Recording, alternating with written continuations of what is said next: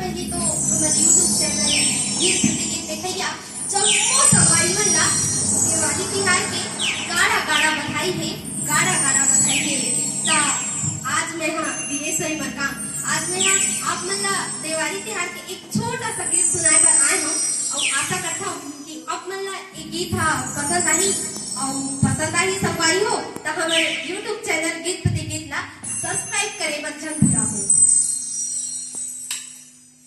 दिवाली तिहार हागे चारों कोने हो गया जोर दिया ना जलत ही ऐसे रतिया लागत फूल।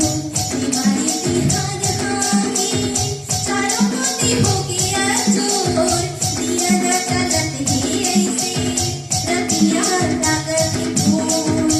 आने वाले लाले फटाका चारों कोने हुआ थे शोर दिया ना जलत ही ऐसे रतिया लागत फूल।